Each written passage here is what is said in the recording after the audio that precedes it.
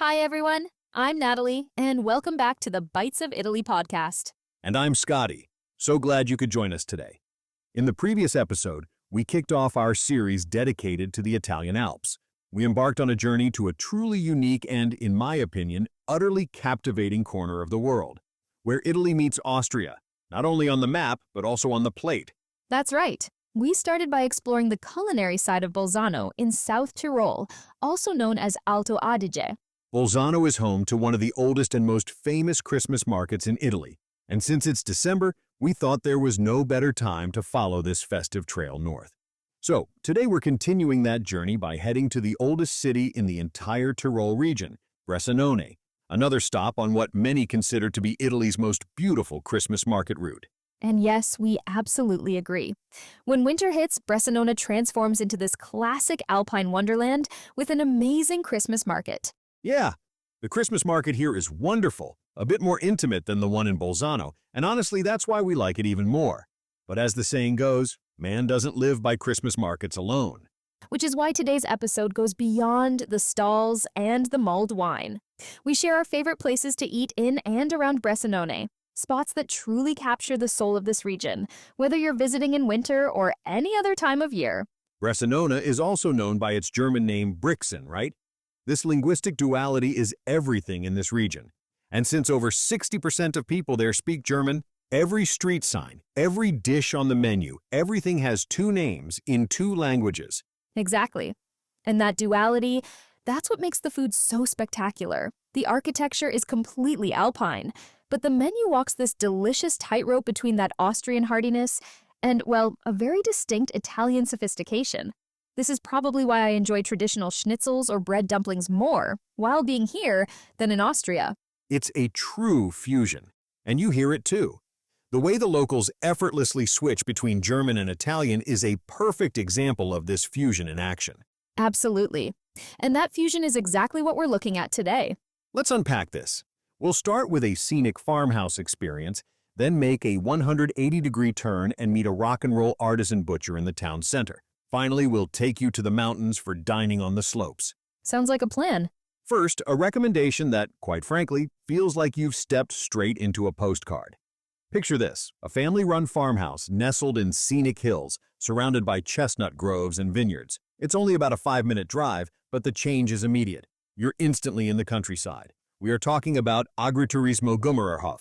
For anyone who doesn't know the term, tell us what exactly is an agriturismo? Well, it's a farm stay, so the owners are primarily farmers who serve meals using their own fresh produce, like eggs, meat, and often wine and olive oil. So it's not just a restaurant with a nice view. The whole Gummerer family runs the place. They're in the kitchen, they're serving the tables, and you can immediately feel the family atmosphere. It's warm, rustic, purely Alpine, all wood interiors and a big traditional wood-burning stove. A real sense of tradition. It feels like you're in someone's Alpine home with a breathtaking textbook view of the South Tyrolean landscape. You know, sweeping views of the valley, the mountains. And their food philosophy is all about that regional authenticity. Everything is homemade, everything from the family's own produce or from the farms right next door. And the menu is the perfect summary of hearty Alpine comfort food. Okay, let's take a closer look at this food. The first courses are classic regional dishes such as Canederli di fegato or liver dumplings served in a deliciously aromatic hot meat broth. This is another version of one of the foundational Alpine dishes we also ate in the previous episode. Canederli is the region's answer to making sure no stale bread ever goes to waste. They're hearty, dense, traditional, perfect for the climate. And then there's the Schlutzer, a specialty of the Gummererhof menu. These are half-moon Tyrolean ravioli stuffed with spinach and served with melted butter and Parmesan cheese. They're absolutely mandatory. Moving on to the main courses, there's another signature dish on the menu. Grostl, or potatoes pan-fried with meat and onions. The name comes from the German verb rösten, meaning to roast or fry. Basically, it's a traditional high-energy mountain hash. So this is what you eat after a long day of hiking. Yeah, it is the beloved comfort food of hikers and skiers, designed to quickly replenish calories. It's pure fuel.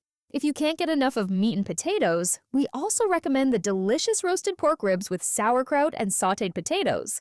But if you want these, you'll need to call ahead. It's made to order. But let's talk about desserts. The desserts are incredible, especially these apple fritters. They come out so puffed up, crispy on the outside, soft on the inside, and never ever greasy. Their quality is just superior. And let's not forget their homemade juices. Apple, cranberry, lemon, all made in-house. And that focus on tradition, it goes right down into the cellar, right? They make their own wine. Yes, they produce truly high-quality wine, but we need to talk about one specific grape variety. The real specialty is their sparkling wine made from the native Blaterle grape.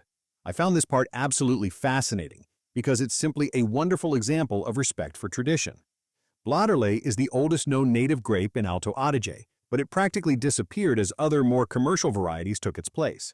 So it's a forgotten variety, right? Totally forgotten. Only a few farmers still grow it, and the Gummerer family is essentially taking this activist step by reviving this nearly lost variety and making a delicious sparkling wine. And their commitment to tradition also comes out in the celebration of Törggelen, or the Harvest Festival, which we talked about in the previous episode from Bolzano. It's this amazing celebration with new wine and hearty food. Farmhouses like Gummererhof open their doors and host these massive feasts. And given Gummererhof's reputation, I imagine it gets busy. Yes, it is always full, and for a good reason. So reservations are strongly recommended. We generally recommend calling ahead or checking the opening hours on the website, as the restaurant is open almost daily during the Törggelen season in autumn and spring, and only on weekends during the off-season. Okay, switching gears and moving from the picturesque farm back to the heart of Bressanone. From the deep-rooted rustic tradition, we move on to artisan Thomas Fink. He runs a small butcher shop in the town center, family-owned since 1947. One might think, a butcher shop? That's a rather unusual recommendation from us. But it's about a truly extraordinary person. The shop's slogans, "Our meat rocks," and Thomas's creations are louder than an AC/DC concert, immediately set the stage. This is a place where craftsmanship meets rock and roll. But this rockstar status isn't just marketing. It's based on solid craftsmanship and a deep commitment to animal ethics, which means sourcing only the highest quality, organic, locally sourced meat. This quality translates directly into their flagship product, Speck, cold-cured and lightly smoked ham that is unique for South Tyrol. Exactly. The production of good Speck is based on the traditional principle of a little salt, a little smoke, and a lot of fresh air. And we genuinely believe that Thomas Fink makes the best Speck we've ever tasted. His version is simply far superior to what you can buy in the supermarket or other places. We met Thomas at the shop. He's very friendly and knowledgeable. He also personally took the time to explain to us how he makes the different salamis. It was immediately obvious that he's a true artisan, so this shop has become a must-visit for us when we were in Bressanone. And we didn't stop at Speck. We sampled other cold cuts such as delicious salami, sausages, Würstel, also known as Frankfurters. Everything is delicious, including the local cheeses that are also sold here. Therefore, the charcuterie board is a must, best paired with the fantastic potato salad made on site. This vinegar-based potato salad is a real delight. I love it. It's unique and tangy with potatoes, onions, herbs, and a broth and vinegar dressing. There is no mayo, so unlike creamy American salads, it embodies the local Alpine flavors. It cuts through the richness of the meat perfectly. And if you're staying at an apartment with a kitchen, you absolutely must get the homemade Canederli we mentioned earlier. Thomas has perfected them. They're neither too hard nor too soft. It's a really difficult balance to strike. Yeah, and they're pretty much ready to go. Just cook them for about 15 minutes and serve them with melted butter and some Parmesan cheese. And if you really want to do it right, get Thomas's homemade sauerkraut salad on the side. In the end, we can definitely confirm this butcher shop rocks. And now, let's shift from eating to doing. Bressanone also boasts the slopes of the Plose ski resort, just 15 minutes uphill, that are also open in summer for hiking and mountain biking enthusiasts. And it's a great spot. It's not huge, it's not overcrowded, and the infrastructure is modern. But the experience is completely different from what many of our listeners might be used to, especially if they ski in North America or Canada. That's the crucial point. In North America, one big company owns everything in the ski resort, from slopes to restaurants to accommodation. In Europe, each resort ski area has a local owner, which provides us travelers with enormous benefits. The dining options are much more diverse, and prices are competitive, because restaurants on the slope have different owners. That competition also means better quality. And since you're in Italy, you're also guaranteed good coffee everywhere. But back to Plose, this ski resort is fantastic, especially for foodies, as there are excellent restaurants all over the mountain. We picked out 3 of our favorites for you. 2 of them are easily accessible to everyone, not just skiers and snowboarders. Right at the bottom station of the gondola lift is the Stodl restaurant, which has been run by the same family for over 25 years. You get traditional food, generous portions, and massive pizza selection, including Hawaiian. Then, just 100 meters higher up is the Rutzner restaurant Pizzeria. The kitchen's schedule is key here. They serve very tasty hot meals from 11:30 a.m. to 9 p.m. There's no Italian afternoon break, which is very convenient, especially for skiers. If you want to ski through lunch or grab a late afternoon meal, you're covered. It's a perfect place to end up after riding from the top on the famous Trimech Black Run, which goes for the whole 9 kilometers and takes you from 2,400 meters to a mere 1,000 meters above the sea level. But the real payoff is reaching Plosehuette. It's at the very top of Mount Plose, almost 2,500 meters up, just where the Trimech Run starts. It's our favorite restaurant, but you need a cable car ticket. You do, but the reward is this fabulous 360 degrees panorama. You can see the peaks of the Dolomites, the Eisack Valley and mountain ranges stretching far into Austria. Just stunning. And that view earns you the right to indulge in some serious high-altitude cuisine. We're talking truly hearty food here. More Canederli, of course, served with melted butter, parmesan, and coleslaw. Or deer goulash with bread dumplings and red cabbage. Or a rich goulash soup. This is food that sticks to your ribs. And the desserts are practically a meal in themselves. Be sure to try Kaiserschmarrn, the famous fluffy shredded pancake, caramelized in a pan and served with warm apple puree. The texture, with the crisp edges and soft interior, is just perfect after skiing. Pure, delicious fuel. Or Knödel, an amazing, sweet, fluffy yeast dumpling filled with spiced plum jam, just swimming in vanilla sauce and sprinkled with a mixture of poppy seeds and sugar. It is the ultimate comforting caloric finish to a day on the slopes. It's worth noting that Plosehuette is currently undergoing a major renovation. We're really hoping that when it reopens, along with a fresh new look, it will maintain the same high standard of dining that made it such a standout in the first place. So we've covered a lot of ground today, from the rustic charm of the Gummererhof, to the rock and roll energy of Thomas Fink's meats, to the breathtaking views and hearty meals up close.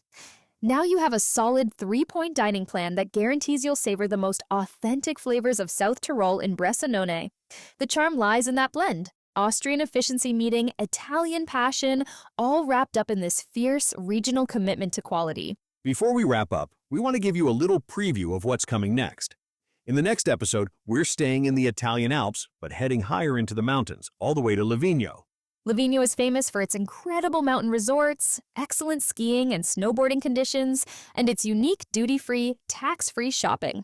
But of course, we'll be focusing on the food, from local cheeses to bresaola and the hearty Alpine dishes that fuel long days on the slopes.